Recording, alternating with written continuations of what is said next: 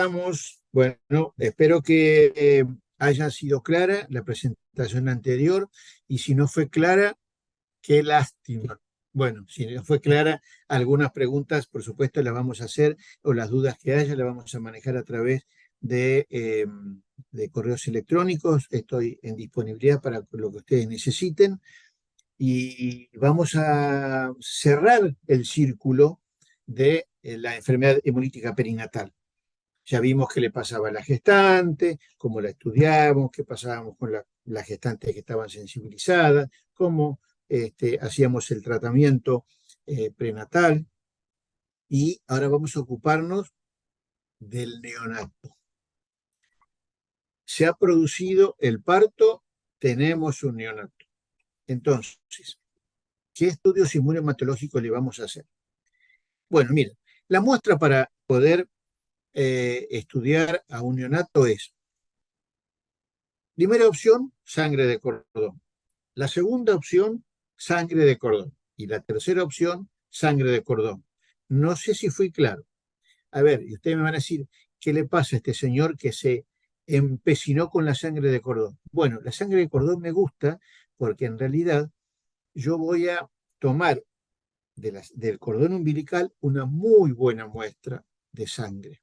Y esa muy buena muestra significa porque tengo cantidad y porque tengo calidad.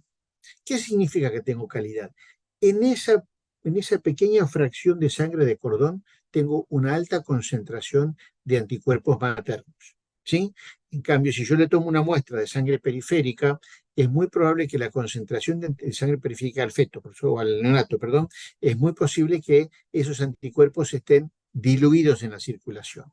Por otro lado, ¿saben lo que sería sacarle sangre a un neonato de 500, 600 gramos? Y además no deja de ser una punción y una puerta de entrada por una infección intrahospitalaria, ¿sí? Entonces, por eso es que me encapricho con la sangre de cordón, ¿sí?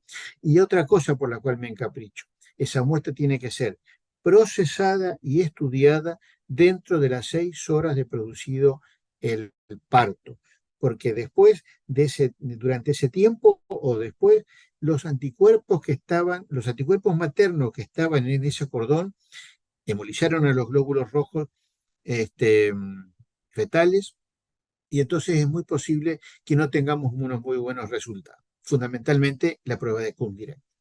¿Cuáles son los estudios inmunohematológicos que vamos a realizar? El grupo ABU, recuerden que solamente en forma directa, el RH con un antisuero que detectes el D6, eventualmente el fenotipo RH y la prueba de Coombs indirecta, ¿sí? Importante saber que la intensidad de reacción que tiene una prueba de Coombs directa no se correlaciona con el grado de anemia o sufrimiento del neonato, ¿sí? Y muchas veces también pueden encontrar una prueba de Coombs directa en campo mixto, ¿sí? Sobre todo cuando el feto cuando ese recién nacido en su etapa fetal tuvo una transfusión intrauterina. Bueno, obviamente que si tengo una prueba de Coombs directa positiva, el paso inmunohematológico siguiente es realizar un eluido globular y identificar el anticuerpo que está presente en la superficie de los eritrocitos del neonato. Nosotros en la maternidad cerda, cuando eventualmente ante una incompatibilidad ABO, nosotros ya sabemos de antemano que la mamá es de grupo O, y si tenemos una prueba de Coombs directa débilmente positiva y tenemos un neonato A o B, la primera sospecha, por supuesto, es una incompatibilidad en el sistema ABO. Entonces, en lugar de hacer un eluido, lo que hacemos es una detección de anticuerpos IgG en suero de cordón. Es decir, ensayamos una prueba de Coombs indirecta con suero de cordón y glóbulos rojos A o B, que son los paneles comerciales, ¿sí? Y ensayamos una prueba, hacemos una prueba de Coombs indirecta con glóbulos rojos A o glóbulos rojos B, dependiendo del grupo de neonato, y utilizamos como control negativo, entre comillas, glóbulos rojos ceros. Entonces, fíjense ustedes acá un resultado de una detección de anticuerpos anti-A de tipo IgG, que fue débilmente positiva. Esto es el resultado siempre esperable en una incompatibilidad ABO frente a un resultado negativo utilizando glóbulos rojos O. Esto para nosotros es una señal de que hay una incompatibilidad materno-neonatal en el sistema ABO. Le avisamos al neonatólogo y esto sirve para que este neonato tenga un tratamiento extra en su control clínico. Es decir, no va a tener una alta temprana. Este neonato, de acuerdo al valor de la bilirrubina, puede ir a lámpara y de esa manera no evita una alta temprana, como suele suceder muchas veces, que se va de alta y resulta que viene a las 48 72 horas con una hiperbilirrubinemia y necesita una nueva internación, más extracciones de sangre, más controles. Entonces, estos controles inmunohematológicos rápidos y tempranos es una manera de evitar una hemólisis que después lo lleve a una nueva internación. ¿Y cuál es el tratamiento postnatal en el caso de un niño afectado por enfermedad hemolítica recién nacido? La luminoterapia es lo convencional. También podemos utilizar gamma globulina endovenosa en altas dosis o eventualmente una transfusión cuando es un compromiso anémico del paciente y cuando el compromiso es hemolítico. No nos conformamos con una transfusión, sino que tenemos que exsanguinarlo. La exsanguino que no deja de ser un procedimiento invasivo porque desde el punto de vista transfusional es una transfusión masiva, no está exenta de riesgos, a pesar de que han pasado muchos años y mucha experiencia en lo que es exsanguinotransfusión, sigue teniendo un 0.7, un 0.3% de mortalidad en un recién nacido a término y aumenta el 10% en los prematuros. ¿Sí? Y por otro lado, también no está exento de morbilidad. Fíjense que hasta un 24-25% la exsanguinotransfusión puede tener alteraciones respiratorias, complicaciones relacionadas con el cateterismo, hay una disminución de la concentración de plaquetas porque es una transfusión masiva, puede haber una contaminación bacteriana y hacer una sepsis, puede haber un estrés por hipotermia y también, por supuesto, hipocalcemia porque estamos utilizando glóbulos rojos citratados y entonces disminuye el calcio iónico. Entonces, nosotros en la maternidad saludable tenemos como alternativa a la exsanguinotransfusión, tratamos en lo posible de no transfundir, de no exsanguinar, utilizamos gamma globulina endovenosa, la misma que habíamos utilizado para la embarazada, acá la utilizamos para el neonato, a la misma dosis, 400, 500 miligramos, kilogramo dosis, en 3 dosis, pero la primera dosis dentro de las 2 horas de producido el parto, la segunda dosis a las 24 horas y la tercera dosis a las 72. En general, yo les comento que las publicaciones internacionales son, no son muy afectas, digamos, a la utilización o los resultados que han tenido, no hablan de los beneficios de la gamma globulina endovenosa. Pero los trabajos que están publicados, muchos de ellos han sido hechos en Brasil, en realidad la administración de la gamma globulina endovenosa se realiza cuando se produce un determinado valor elevado de bilirrubina o comienzan a hacerlo cuando desciende el hematocrito y ya han pasado 8, 9, 10 o 12 horas. Y el secreto está ahí, es de administrar rápidamente dentro de las 2 horas posparto. ¿Para qué? Si ustedes se acuerdan de la clase anterior, para que esta gamma globulina sature a los receptores de la porción IgG de los anticuerpos anti-D, ¿sí? Entonces, está ocupando esta IgG el lugar que debería ocupar el anti-D. Y entonces, el grado de hemólisis es muchísimo menor. Si tenemos que exsanguinar, bueno, tenemos que hacer un recambio por lo menos y no más de 2 volemias a razón de 80 a 100 mililitros de sangre por cada kilo de peso. ¿Sí? En el primer recambio estoy eliminando un 60 o 65% de los glóbulos rojos afectados por los anticuerpos maternos y en la segunda volemia el 80-85%. Y debemos respetar la temperatura, por lo menos tiene que ser una temperatura ambiente para no provocar el estrés por hipotermia. ¿Sí? Vamos a utilizar sangre total reconstituida, glóbulos rojos. Estos glóbulos rojos tienen que ser antígenos negativos para el cual la madre está sensibilizada o se está produciendo la hemólisis y resuspendido en plasma fresco congelado. Acá también los glóbulos rojos de preferencia tienen que ser de 2 o 3 días de realizada la flebotomía, leucorridos por filtración y si son neonatos que tienen menos de 1,5 kilos o han tenido una transfusión intraútero, está indicada obligadamente la irradiación. Nosotros a todas las unidades las leucorreducimos y a todas las unidades le irradiamos independientemente del peso porque consideramos que un neonato afectado por enfermedad hemolítica del recién nacido es un inmunosuprimido, así que todas las unidades las irradiamos. Y fíjense ustedes, les quiero contar la experiencia que hemos tenido nosotros en 10 años gracias a la utilización de la gamma globulina endovenosa. Nosotros en estos 10 años hemos tenido 587 enfermedades hemolíticas severas. El porcentaje más elevado, mediado por anticuerpos anti-D, seguido por anticuerpos anti-C chico y luego por el anti-gel. Del libro, ¿sí? Como dice la literatura internacional. Y fíjense ustedes que en estos 10 años solamente hicimos 15 exsanguinotransfusión. Y cada vez que se produjo una de esas 15 exsanguinotransfusión, nos dio mucha bronca porque se podía haber evitado, ¿sí?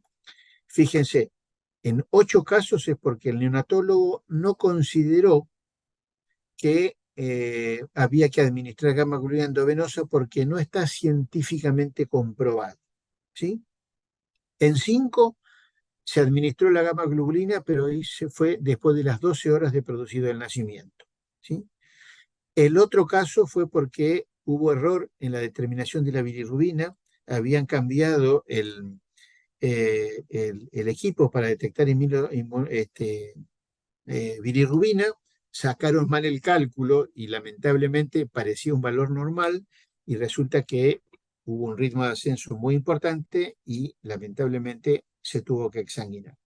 Y en otro hubo una indicación incorrecta, porque en lugar de esperar una bilirrubina de 20, que es el valor de corte para una exsanguinotransfusión, esperaron el valor basal de bilirrubina indirecta, que les dio 14 gramos por decilitro, y dijeron, por las dudas, se exsanguina. No esperaron el ritmo de ascenso. Así que fíjense ustedes qué importante es el tratamiento temprano con gamma globulina endovenosa.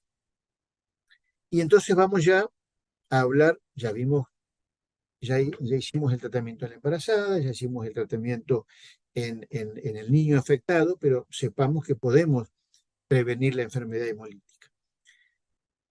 Miren, la enfermedad hemolítica, como todas las enfermedades, tienen medidas preventivas. Algunas medidas son inespecíficas y otras son específicas. Como medidas inespecíficas, hay que hablar con los médicos prescriptores para que traten de transfundir a una gestante cuando realmente hay un criterio clínico, es decir, no transfundir para tratar una anemia, sino transfundir para tratar una hipoxia, ¿sí? Entonces, si yo debo transfundir, no me queda otra opción porque no tengo otra alternativa, sobre todo a una mujer en edad fértil, la transfundo, pero respetar por lo menos la compatibilidad para el C chico y para el KEL. Nosotros a todas las gestantes o a todas mujeres en edad fértil se le administra unidades de glóbulos rojos isofenotipo RH o RH compatible y también compatible para el sistema KEL. Y a los médicos obstetras le decimos que conozcan las guías de tratamiento y de prevención, que envíen tempranamente a las gestantes para los controles inmunohematológicos y que traten de evitar maniobras obstétricas que estimulen o aumenten la posibilidad de un sangrado eh, eh, que lleve a una hemorragia fetoplacentaria, ¿sí? Entonces, esas son las medidas inespecíficas, ¿sí? Evitar la entrada de antígenos fetales o antígenos del recién nacido a circulación materna. Y después tenemos la profilaxis específica. La profilaxis inespecífica, y digo específica, y solamente para la enfermedad hemolítica por anticuerpo anti-D. No hay otra que sea específica para otras incompatibilidades. Bueno, ¿cómo se puede hacer la profilaxis específica? Se han ensayado péptidos sintéticos de DRH que se instilan en la mucosa nasal de ratones transgénicos e inducen una inmunotolerancia. Eso fue una... está en fase experimental y todavía no se ha comprobado su eficacia.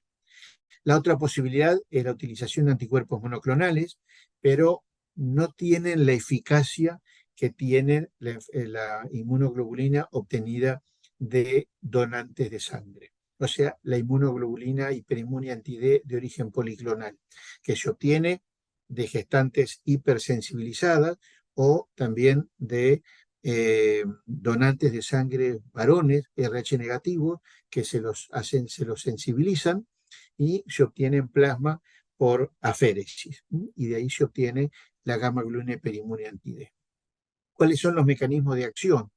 Uno de los mecanismos de acción es que frente a glóbulos rojos RH positivo en circulación materna, estos anticuerpos van a bloquear la antigenicidad de los glóbulos rojos RH positivos. Se produce una, eh, un, una reacción antígeno-anticuerpo, un complejo antígeno-anticuerpo, van al sistema mononuclear fagocítico materno y se destruyen antes que esos glóbulos rojos RH positivo tomen contacto con el sistema inmunológico materno.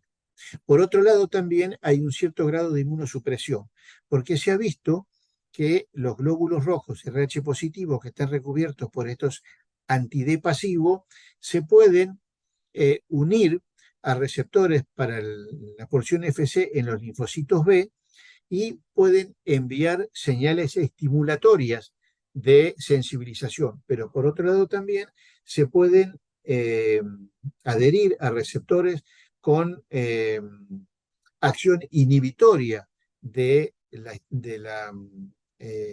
sistema inmunológico. Entonces hay un equilibrio entre lo positivo y lo negativo y ese linfocito ese linfocito B entra en alergia o en intolerancia inmunológica y de esa manera entonces no se produce la sensibilización. Estos son los dos mecanismos que posiblemente lleven a evitar que la gestante se sensibilice. ¿Cuándo indicarlas? Bueno, ya se sabe que justamente con la utilización de la gamma-globulina hiperinmune anti-D, el grado de sensibilización que antes de la utilización de esta inmunoglobulina era del 16%, pasó a menos del 5%. ¿Sí?